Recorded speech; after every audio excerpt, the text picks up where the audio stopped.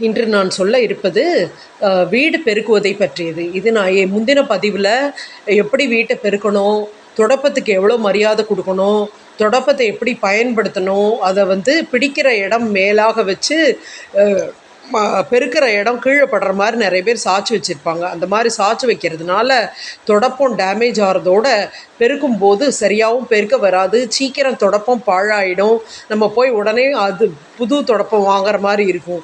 அதுக்கு பதிலாக பிடிக்கிற இடம் கீழாகவும் பெருக்கிற இடம் மேலாகவும் ஏதாவது ஒரு இடத்துல சாய்ச்சி, அதாவது வீட்டுக்கு வரவங்க கண்ணில் படாதபடி சாய்ச்சி வச்சாலோ இல்லைன்னா படுக்க போட்ட மாதிரி வச்சாலும் நல்லது. ஆனால் எக்காரணம் கொண்டும் தொடப்பத்தை கொண்டு யாரையும் அடிக்கக்கூடாது, அந்த தொடப்பத்தை காலை வச்சு மிதிக்கக்கூடாது. செவ்வாய் வெள்ளியில் நீங்கள் பயன்படுத்தின தொடப்பத்தை வெளியில் தூக்கி போடக்கூடாது. அது மாதிரி நீங்கள் வேண்டாம் தூக்கி போடுற தொடப்பத்தை நல்ல பிச்சு வேறு யாரும் உபயோகப்படுத்தாதபடி போட்டுருங்க. அப்போ தான் மற்றவங்க அதை எடுத்து உபயோகப்படுத்தினா அந்த தரித்திரம் உங்களை அஃபெக்ட் பண்ணாது. அடுத்தது நீங்கள் பயன்படுத்துகிற செருப்பும் அதே மாதிரி தான். வேறு யாரும் உபயோகப்படுத்தாதபடி நீங்கள் பயன்படுத்தின செருப்பை நல்லா பிச்சு உபயோகப்படலைன்னா 4 பிச்சு வெளியில் போட்டுருங்க. பயன்படுத்தாத செருப்புகளை அதிகம் வீட்டில் சேர்த்து வைக்கக்கூடாது. அதே மாதிரி இருக்கிற செருப்புகளையும் ஒரு ஆர்டராக வரிசைப்படுத்தி வீட்டு வாசலில் வைங்க. அந்த நம்ம உபயோகப்படுத்துகிற செருப்பை வாரத்துக்கு ஒரு தடவை அல்லது 15 நாளைக்கு ஒரு தடவை மொட்டை மாடி வெயிலில் கொண்டு போய் வச்சு எடுத்துகிட்டு வரலாம். அதே மாதிரி நீங்கள் வீட்டில் துளசி செடி வச்சுருந்தாலும், வீட்டில் தண்ணி தேங்குகிற தொட்டி இருந்தாலும் அதுக்கிட்ட ஒரு அகல் விளக்கை ஏற்றி வைங்க. இந்த மாதிரி அகல் விளக்கை ஏற்றி வைக்கிறது மூலமாக வாஸ்து குறைபாடு ஏதாவது இருந்தால் அந்த வாஸ்து குறைபாடு உங்களை அஃபெக்ட் பண்ணாது. இதே வாஸ்து குறைபாடுக்கு சிவன், பார்வதி, பிள்ளையார், முருகன் உள்ள படத்தை கிழக்கு நோக்கி மாட்டணும்னு ஒரு பதிவில் சொல்லியிருக்கேன். அப்புறம் விளக்கேற்றும் போது வாஸ்து தேவதாய நமக, வாஸ்து புருஷாய நமகன் 3 தடவை சொல்லி விளக்கேற்றலாம். விளக்கேற்றுறதே முதல்ல வாஸ்து குறைபாட்டை நீக்கும்.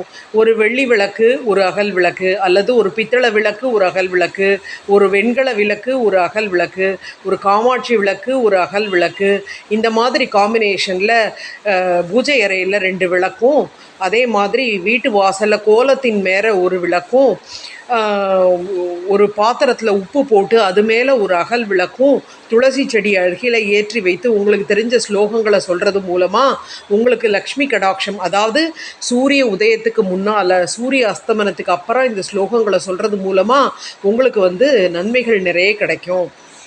அதே மாதிரி இப்போ நீங்கள் வீடு பெருக்கும்போது அந்த தொடப்பத்தை கையில் வச்சுக்கிட்டு யாருக்கிட்டையும் பேசாதீங்க. அதே மாதிரி அந்த குப்பையை வீட்டுக்குள்ளேருந்து பெருக்கி நிலைவாசல்கிட்ட கொண்டு போகாதீங்க. ஏன்னா நிலைவாசல் தான் மகாலட்சுமி குடியிருக்கிற இடம். நீங்கள் குப்பையை அது மாதிரி நிலைவாசல்கிட்ட கொண்டு போனீங்கன்னா அந்த குப்பை வெளியே போகிற மாதிரி நம்ம செல்வமும் சேர்ந்து வெளியில் போயிடும். அதுக்கு பதிலாக வெளியிலேருந்து குப்பையை கூட்டி உள்ளே எங்கேயாவது ஒரு இடத்துல அள்ளிடுங்க.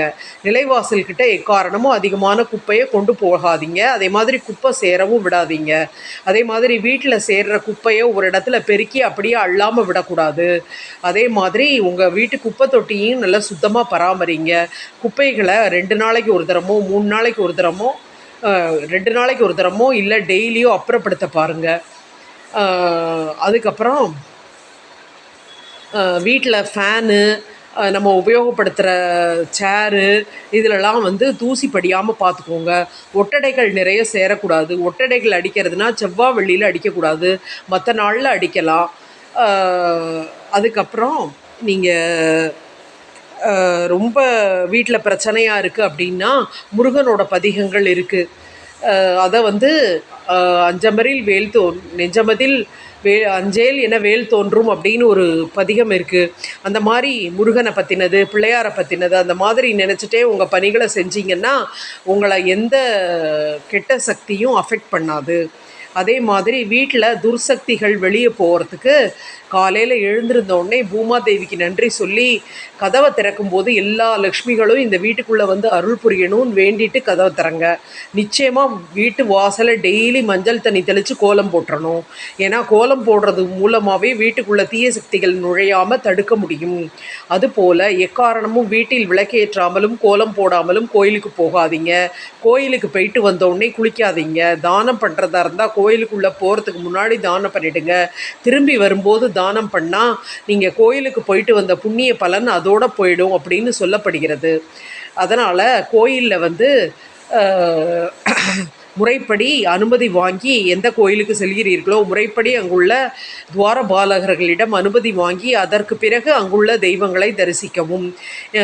கோவிலில் உள்ள விருட்சங்களை இரவு நேரத்தில் தொட்டு பார்ப்பதோ அதில் உள்ள குச்சிகளை வீட்டுக்கு யாகத்திற்காக எடுத்து வருவதோ மிகவும் தவறு. அதுபோல நீங்கள் கோவில் உள்ள ஒரு விருட்சத்தில் பல்லியை பார்த்தீர்களானால் அது ஒரு தேவர்களை பார்த்ததற்கு சமம். அதாவது மனிதர்கள் தேவர்கள்னு சொல்கிறோம் இல்லையா, அந்த தேவர்களை பார்த்ததற்கு சமம். மனிதனுடைய ஒரு ஒரு நாள் வாழ்நாள் என்பது தேவர்களின் ஒரு வருட வாழ்விற்கு சமம். எனவே நீங்கள் இந்த பூமியில் வாழும் காலத்தை நல்ல பயனுள்ளதாக ஆக்கி கொள்ளுங்கள். பயனுள்ள மரங்களை நடுதல், பயனுள்ள செயல்களை செய்தல், அன்னதானம் செய்தல், பாழடைந்த கோயிலில் விளக்கேற்றுதல், அனாதை பிணத்துக்கு அந்திம கிரியை செய்தல், பசு கோசாலைக்கு உதவுதல், பசுவுக்கு பழம் கொடுத்தல் அல்லது அகத்திக்கீரை கொடுத்தல், தெய்வத்திற்கு நன்றியுடன் இருத்தல், எப்போதும் விருப்பங்களை அதிகமாக்கி கொள்ளாமல் நம்முடைய தேவைகளை சுருக்கி கொண்டு மற்றவர்களுக்கு உதவ வேண்டும் என்ற எண்ணத்தை கொண்டு வருதல், ஒரு மிகவும் சிரமமான நிலையில் உள்ளவர்களின் குடும்பத்தில் உள்ள பெண்ணுக்கு திருமணம் நடக்க உதவி செய்தால் அது மிகப்பெரிய ஒரு புண்ணிய கணக்கில் சேரும். எனவே புண்ணியத்தை சேர்த்து கொள்ள வழிவகை தேடிக்கொள்ளுங்கள். எக்காரணம் கொண்டும் யாரையும் அவமானப்படுத்தாதீர்கள். அதுபோல உங்களை யாரேனும் அவமானப்படுத்தியிருந்தால் அதற்கு தகுந்த பலனை, அதாவது அதற்குரிய விளைவை அவர்கள் வாழ்நாளிலேயே சந்திப்பார்கள். அதன் காலம்தான் கொஞ்சம் முன்னால் பின்னால் இருக்கும். ஆனால் அவர்கள் அனுபவிப்பதையும் நாம் தெரிந்து கொள்ளுமாறு இறைவன் செய்து விடுவார். எனவே எக்காரணம் கொண்டும் யாருடைய வறுமை நிலையை குறித்தோ யாருடைய கஷ்டமான காலத்தை குறித்தோ அல்லது வீட்டில் உள்ள ஏழ்மை நிலை குறித்தோ தவறாக பேசாதீர்கள். நிலைவாசல் அருகில் நின்று யாரையும் திட்டாதீர்கள். யாருக்கும் கெடுதல் நினைக்காதீர்கள். இவ்வாறு இருந்தாலே உங்களுக்கு மகாலட்சுமியின் அருட்கடாட்சம் முழுமையாக கிடைக்கும். மீண்டும் ஒரு பதிவில் சந்திக்கிறேன்.